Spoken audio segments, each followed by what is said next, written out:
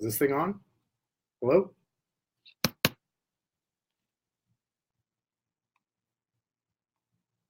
Hello?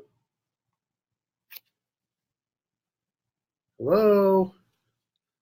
Just kidding. All right, I'm gonna wait and see if anybody wants to join me live. Ben told me that this would be watched a lot on replay. I think he was saying that to maybe make sure my feelings weren't hurt if nobody wanted to watch me live. Oh, someone's here with me. Who joined? I can't see. It's not telling me. At any rate, we'll give I'll give it like a minute or two to people, see if they want to join live here in the group, and if not, personally, I don't really care. But I thought I would come and just invite a few people. So at any rate, if you're with me, say hi. Tell me how you're doing. What's new? What's going on?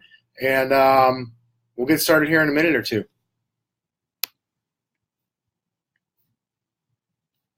I'm just inviting some friends to join us. Albie, what up, dude?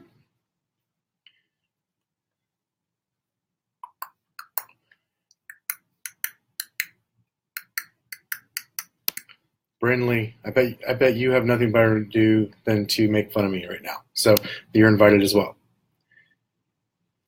Awesome. Jeff Reyes is here. I wish I got paid every time someone said, "Who is that Jeff Reyes guy?" Anyways, what up, Albie? Ben, flip-flops right here. Never leave home without them. These are my old man flip-flops. I call these my old man flip-flops because they got built-in arch support. And, well, because I'm old. I don't know how to say it. Like, I got feet problems. So, no, I hurt my foot about a year and a half ago, and my physical therapist buddy was like, "Look, dude, you're going to have to start wearing shoes." And I'm like, there is absolutely no way in hell am I going to start wearing shoes. I have a reputation to protect. And so he said, okay, well, I guess your other option would be to pick up these old man Vibonics flip-flops. So I wear those. Anyways, I don't know why I shared that with you guys. So anyways, come on, number 20, dress shoes for – there's not like – literally, there's no bet, Ben, where I wear shoes. Like, not even. Maybe 200,000. I might consider it for a day. Cody obviously lives in Portland, where that stuff is legal, and so he may not have been of sound mind when he told you that. So, no, Ben, that wasn't real. That was an alternate universe where you think I had shoes and I don't. So, anyways, I'm excited, guys. How you doing today? If you're with me and you got something funny to say, not you, Reyes, but anybody else, got something funny to say or good to add to the conversation, please type it into the comments. I hate doing this crap alone, but Ben said he would hold my hand virtually all the way through this process as we talked about this session here, the organizational model of the Millionaire Real Estate Agent book. And so let's get at it. Ben, is there anything else that you need me to do before I get started? Maybe that I missed? Nope, just a kiss. Okay, well, that's good times. So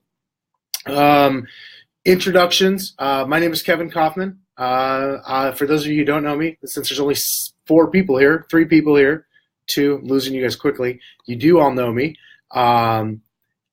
Seriously, Reyes, I almost said the F-bomb right now to you. Go away. I'm going to block you from this broadcast. At any rate, besides Fred's got to work. One of us has to work. So Kevin Kauffman, co-owner of Group 4610, located home base anyways in Tempe, Arizona. We're an expansion team, and we are in a total of,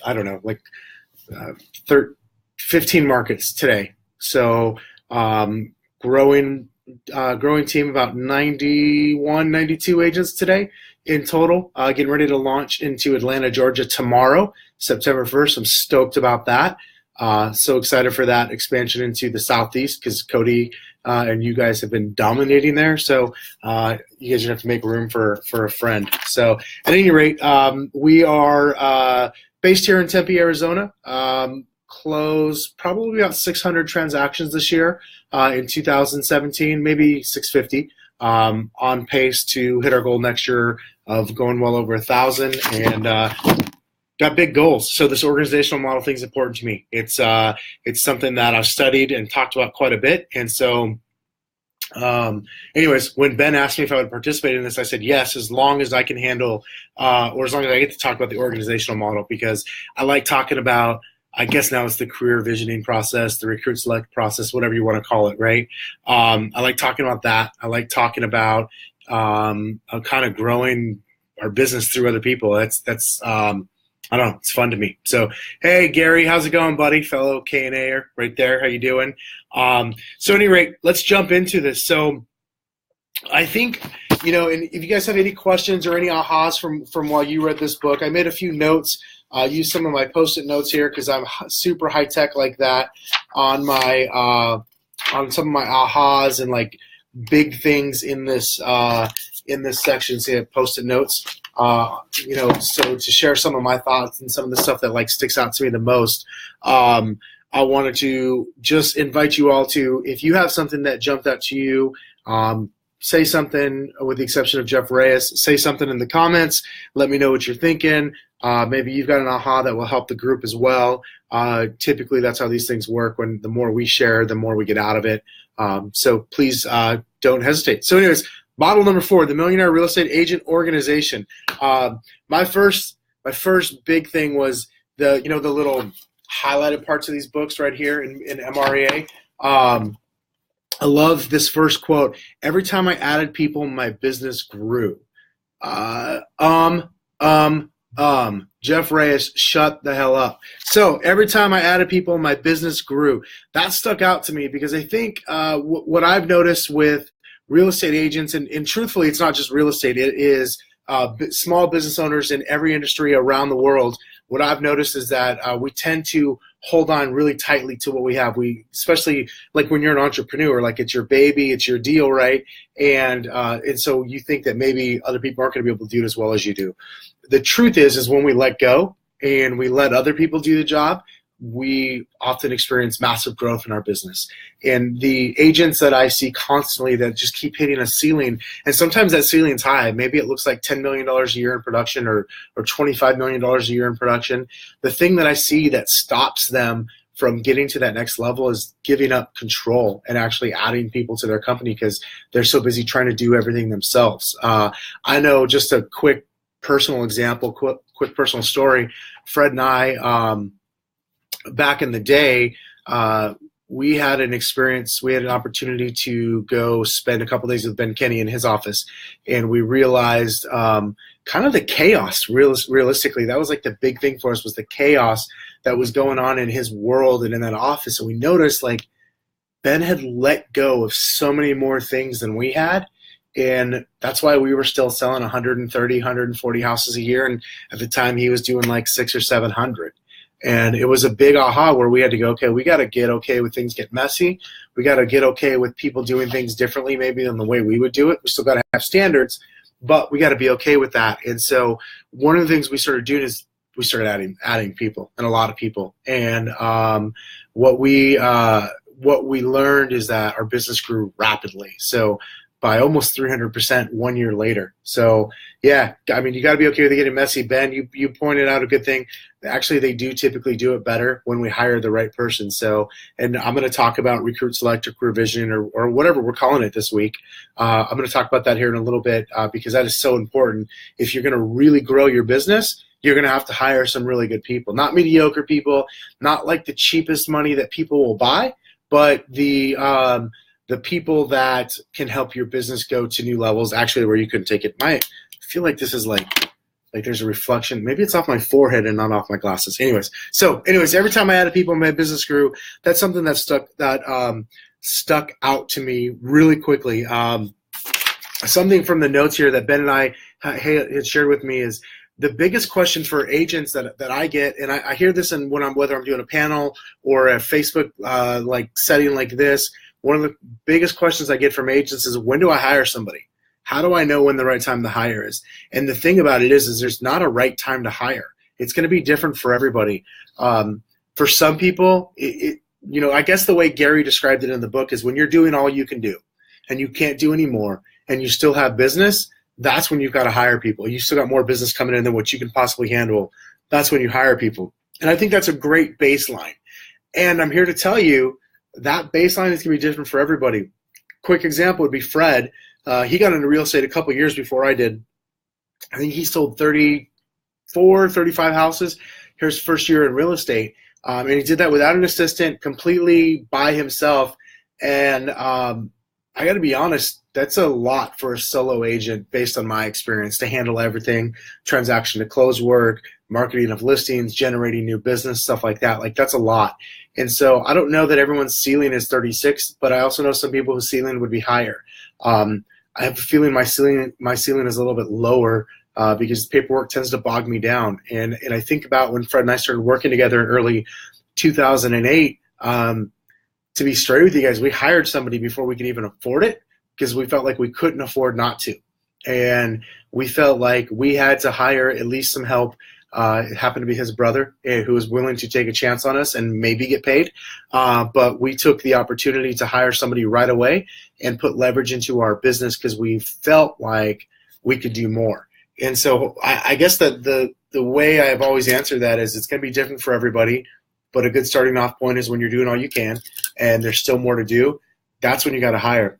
The tough part is most of us wait until that time where we're doing all we can and like it's painful.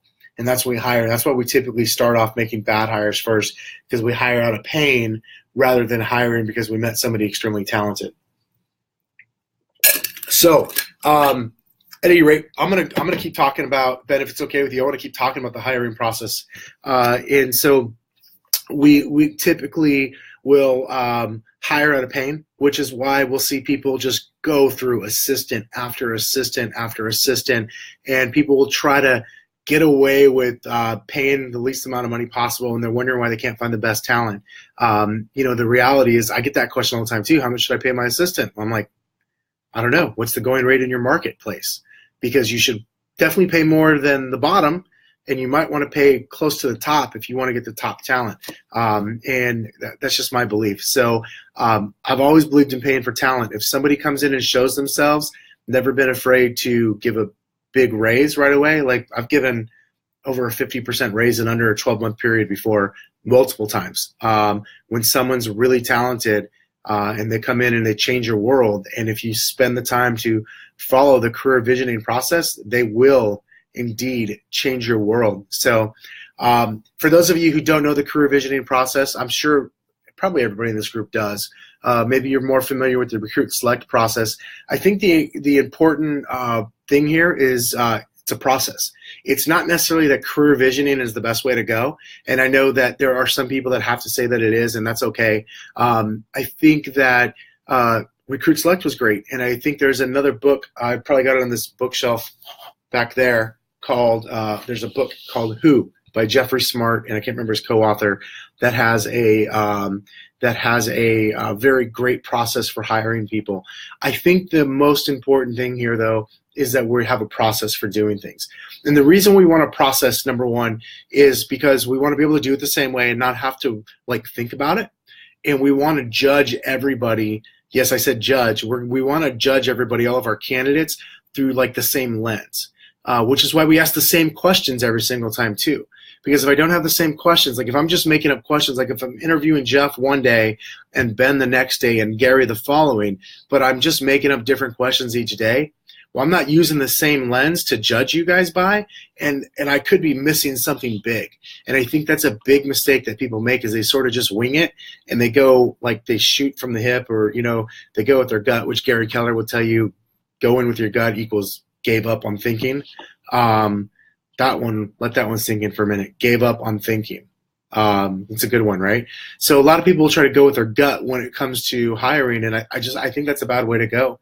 You gotta have a process. The other thing is, especially with us in real estate sales, not all of us, but most of us are natural salespeople, right? We're high D, high I, and what happens here is when I meet someone I like, because I'm also a high I or a high vector 2 or whatever you want to call it, highly social on the AV or on the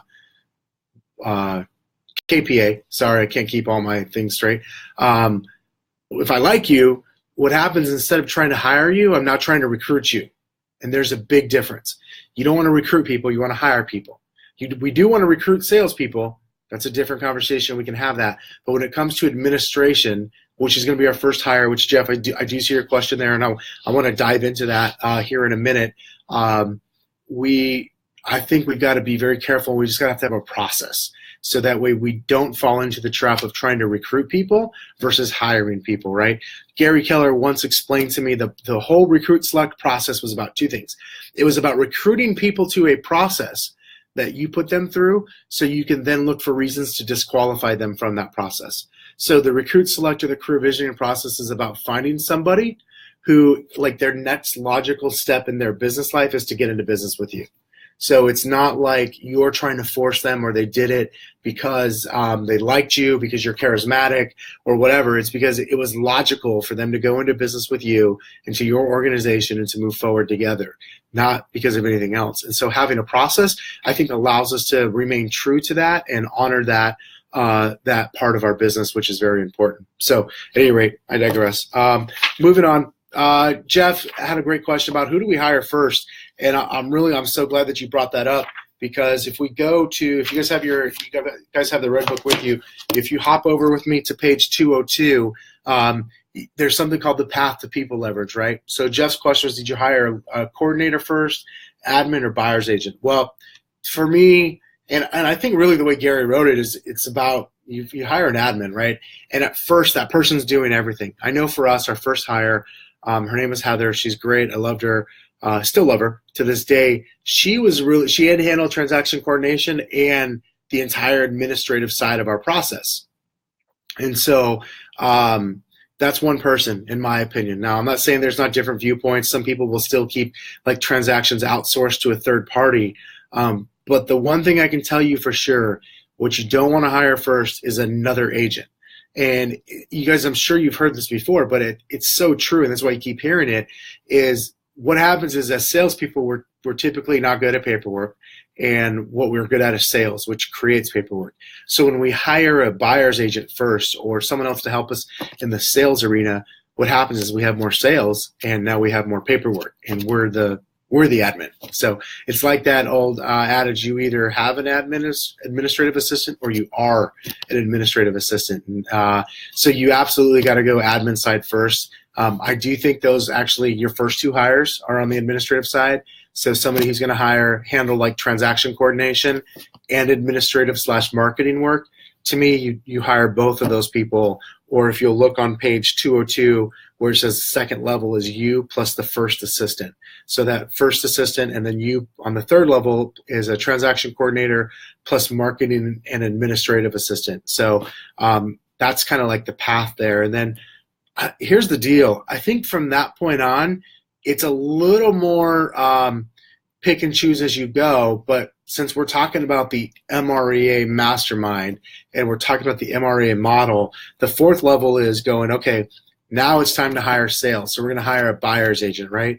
And this is a model that Fred and I ran for a number of years in our business up until 2014, where we had a couple people on the administrative side of the building. Then we hired a lead buyer's agent. And then eventually we hired more buyer's agents. And then eventually we hired listing agents. And then we hired more administrative folks, because you understand, like, the more people you hire, the more you can do. The more you can do, the more sales you have, the more people you need on the administrative side. It's like this, it's a snowball. It kind of all works together. And so as you see, you go all the way down here through the fifth and sixth and seventh level, which is a whole other concept I'd love to talk about one of these days, the seventh level real estate team, which I think it's not that it doesn't exist. It does. I think it just exists differently than the way a lot of us want it to exist, or the way a lot of us envisioned it existing when we first read this book or had this model presented to us. So that's that. So a couple other things I wanted to share with you first, or as well too, as we move on. So we start talking about, as we're hiring people, we start talking about compensation. And again, I brought this up earlier. I get a lot of questions about how much do I have to pay somebody? Can I get someone for, say, like $30,000? And I'm like, well, yeah, I guess in some markets you might be able to get talent for $30,000, but Are you trying to get somebody as cheap as possible, or are you trying to get the best person possible? And so I'm a big believer in when it comes to administrative folks, we pay a fair, above average salary. A fair, above average salary. I want to drive that point home, because super talented people are not coming to work for you for $30,000 in any sort of major market area. Now, I don't know where all of you live, depending on when and where you're watching this from, but the reality is 30 grand in most markets is not going to be something that attracts real talent. It might attract someone who's like fresh out of college, just getting into real estate, and they're looking for their first opportunity, maybe. But if you want to go after real talent, it's probably going to cost you some money. Just as a rule of thumb, like I know 40 grand has always been a pretty good number in Arizona. Like if you pay 40, you should be able to get some pretty good talent. Now, real big talent is going to require a lot more money than that over time. Sometimes up front right away, it costs more money than that. But I want to be really clear that you should poll what the other agents, the top agents in your area are doing, and get an idea of what they're having to pay for their best talent, and you're going to be right around there. I would want to be on the upper end of that average if I'm trying to hire people. Another question I get in regards to compensation for administrative people happens to be about should I bonus them? And I'll be honest, I don't like bonuses. I just don't like them. I think for administrative people, the best thing we can do for them is we can give them a high salary, or as good of a salary as what that position commands, and then allow them to participate in profit share. I think that is so just so important to let them participate in profit share rather than say like a per transaction bonus, which I see a lot of agents do.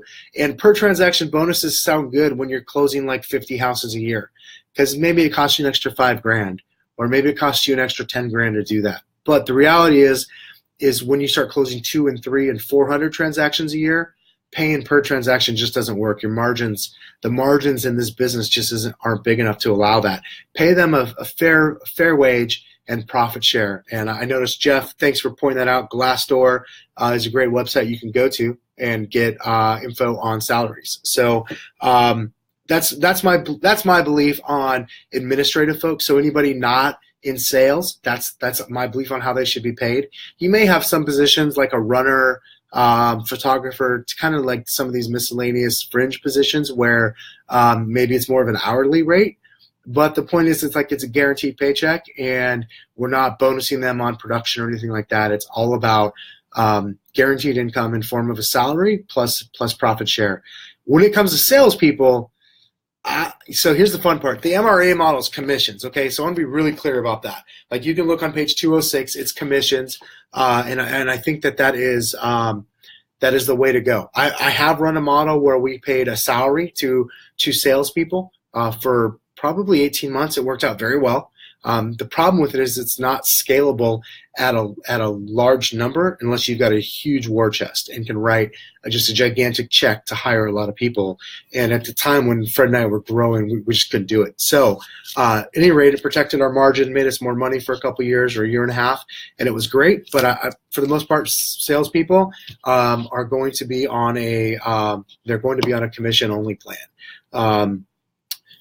MREA talks about having a retirement plan, a few other things here, retirement plan, insurance benefits, vacation time, and sick leave. I'll tell you, like in Arizona here where I'm based, sick leave now is like something that's mandated by the state. So it might be mandated by the state that you're in too.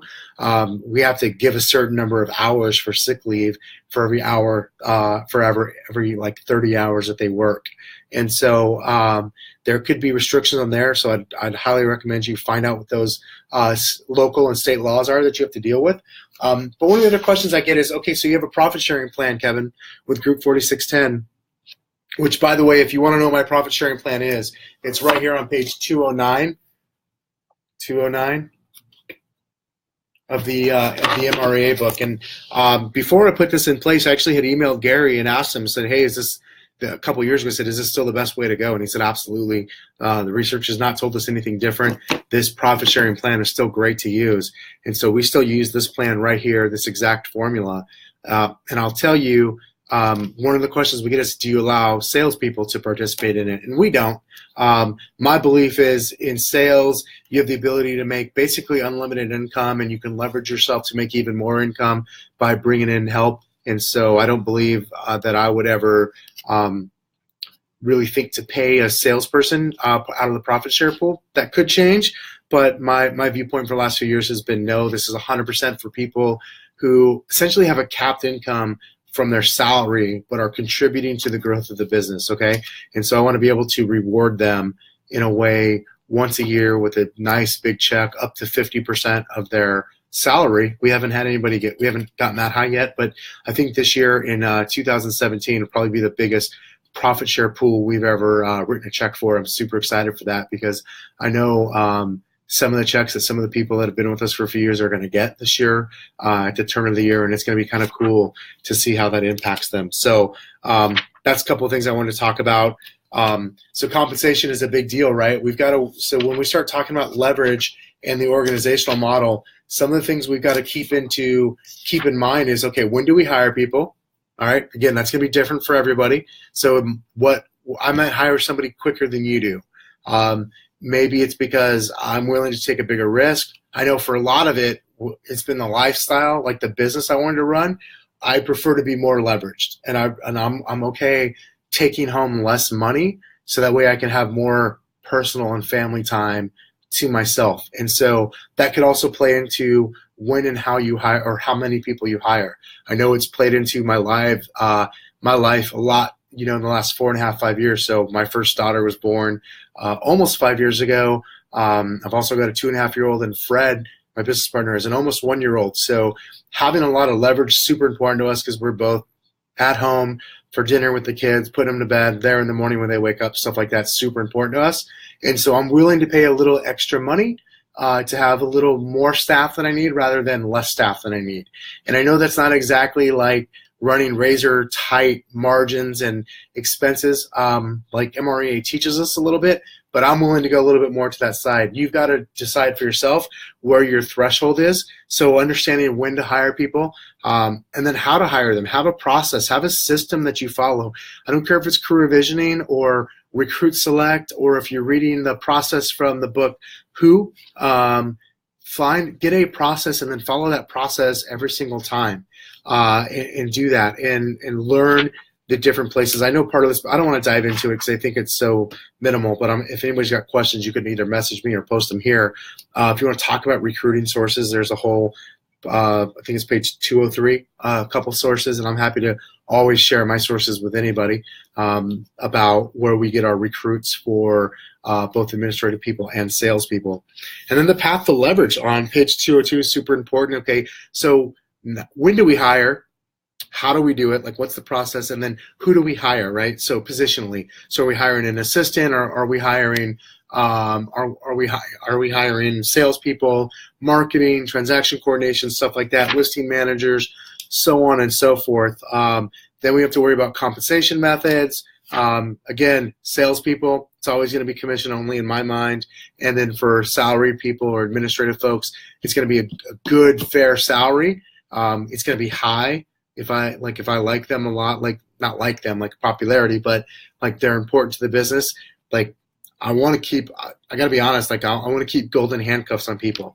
I'm going to do that to my people who help create the business and grow the business bigger. I want to make sure that their opportunity gets bigger every time my opportunity gets bigger. So you'd be shocked if I told you some of the salaries that we carry because I think it's important to hold on to really good people and to pay them not just fairly, but slightly above average. And then again, profit sharing plan. I think that's super important to have for your key people as well.